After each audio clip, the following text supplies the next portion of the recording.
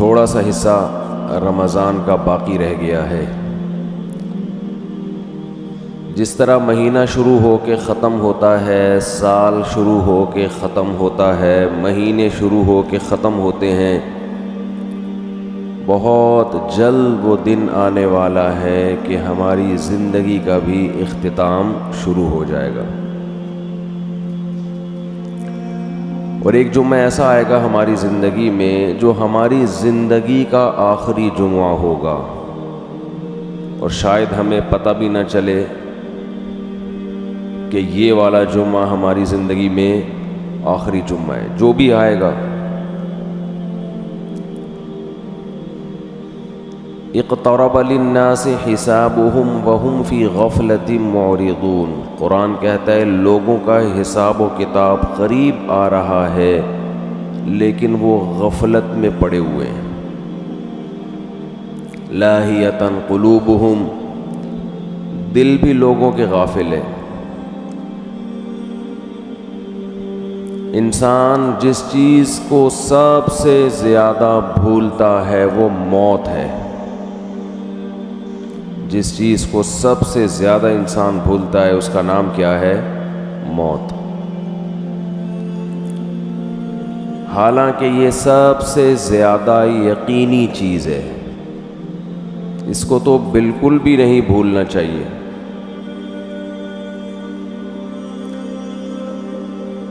اللہ تعالیٰ قرآن مجید میں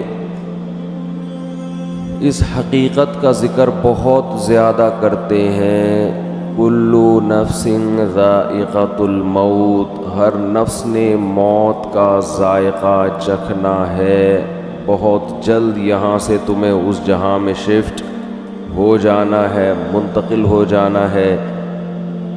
وَلْتَنْظُرْ نَفْسٌ مَا قَدَّمَتْ لِغَدٍ، فرمایا ہر شخص دیکھے کل کے لیے وہ کیا کر رہا ہے، آئندہ آنے والی کل کے لیے اس کی کیا تیاری ہے۔ ہم میں سے ہر شخص کل کے لیے سوچتا ہے، مگر ہمارا کل وہ ہے جس کا ہمیں یقین بھی نہیں ہے کہ وہ ہمیں ملے گا بھی یا نہیں ملے گا۔ ہم جس کل کے لیے سوچتے ہیں، آج انویسٹ کرو کل کام آئے گا، آج بچے کو پڑھاؤ کل پڑھا لکھا بن کے ہمیں کما کے کھلائے گا، یہ جو دنیا کی کل ہے یہ یقینی نہیں ہے کہ ہوگا بھی کہ نہیں ہوگا، ہم زندہ رہیں گے کہ نہیں رہیں گے، اس محنت کا صلہ ہمیں اس دنیا میں ملے گا یا نہیں ملے گا۔ مائیکل جیکسن نے جس کل کے لیے سوچا تھا اس کل میں پوری کل اس کو نہیں ملی، کچھ مل گیا، بہت سا حصہ اس سے ضائع ہو گیا، وہ کل اس کو دیکھنی نصیب ہی نہیں ہوئی۔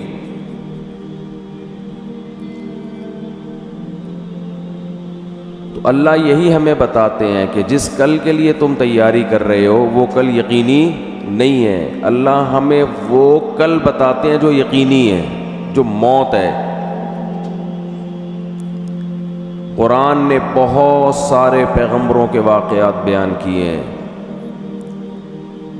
قرآن نے بہت ساری نافرمان قوموں کے واقعات بیان کیے، ان تمام قوموں میں قدر مشترک کیا تھی جو ہلاک ہونے والی قومیں ہیں، وہ قدر مشترک کامن چیز ان میں یہ تھی، وغرتہم الحیات الدنیا، انہیں دنیا کی زندگی نے دھوکے میں ڈال دیا تھا۔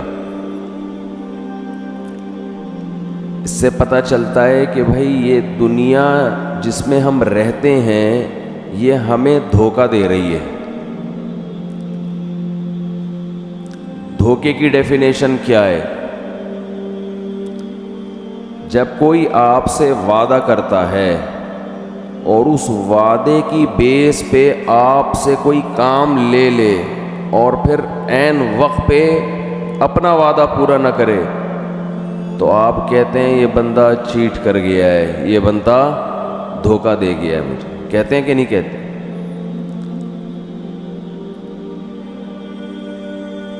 کسی نے آپ سے وعدہ کیا، آپ سے کہا کہ بھئی میرا یہ کام کر دو، اور میں وعدہ کرتا ہوں تمہیں ضرورت پڑی تو تمہارا یہ کام کر دوں گا،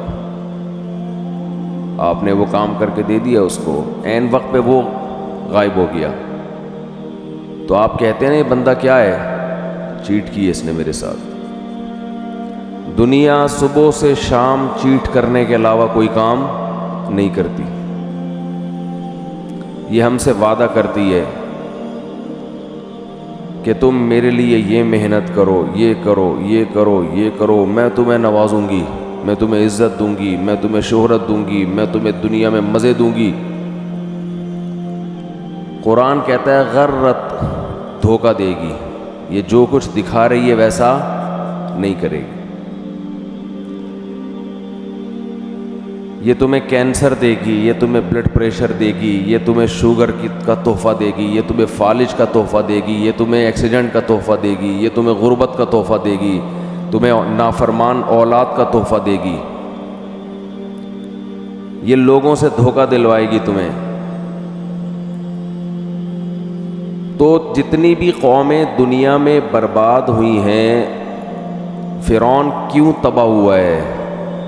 یا قوم لکم الملک المصر ظاہرین فی الارض، کہ اس خوش فہمی میں تھے کہ آج ہم زمین کے بادشاہ ہیں، زمین پر ہم غالب ہیں، یہ بھول گئے تھے کہ یہ حکومت ہم سے چھینی بھی جا سکتی ہے، زمین کا جس نے ہمیں بادشاہ بنایا وہ ہمیں بادشاہ سے غلام بھی بنا سکتا ہے۔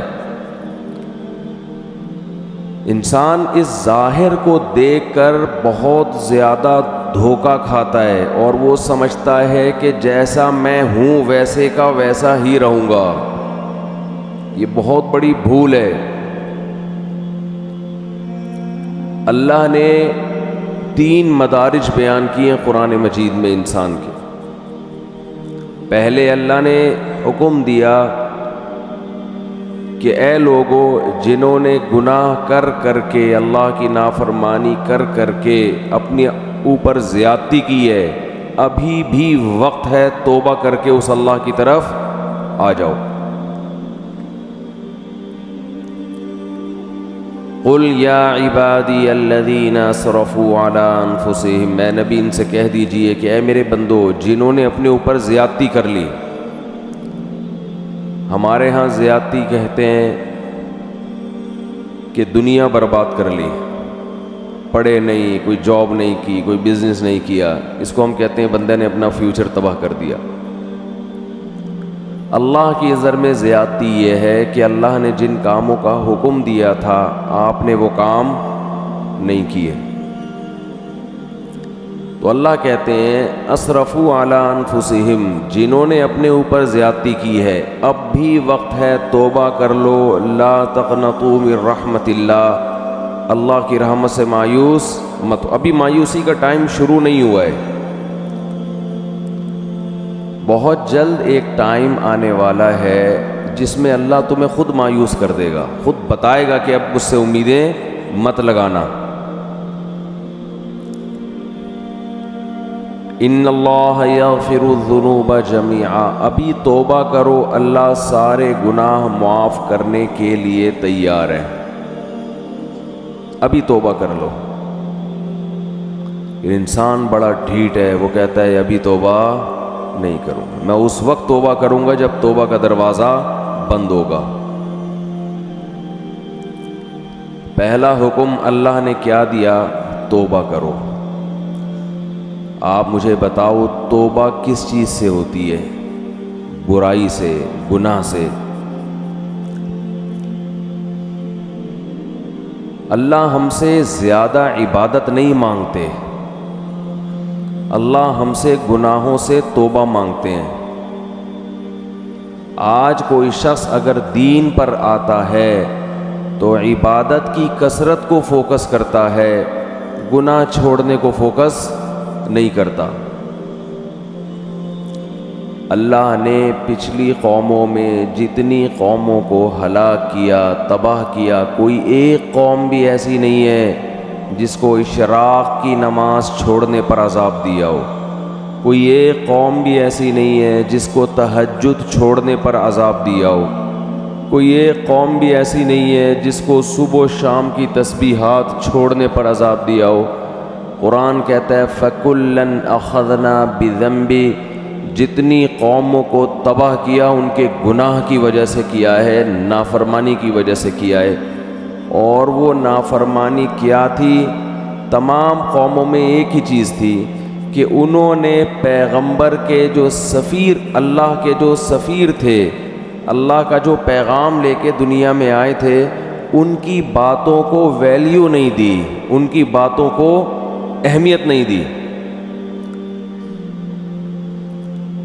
یاد رکھو اللہ کی نظر میں سب سے زیادہ ویلیو اس چیز کی ہے کہ محمد صلی اللہ علیہ وسلم کیا آرڈر دے کے گئے ہیں، کیونکہ یہ آپ کا آرڈر نہیں ہے، یہ کس کا آرڈر ہے؟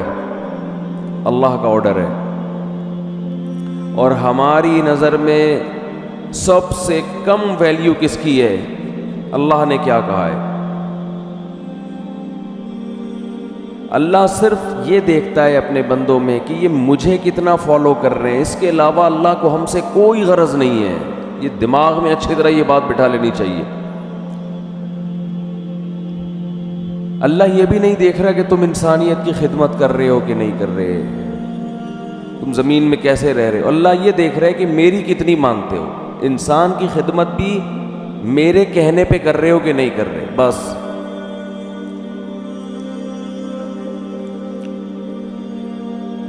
تو اللہ یہ دیکھتا ہے کہ میں نے جس چیز سے روکا اس سے رکتے ہو یا نہیں رکتے۔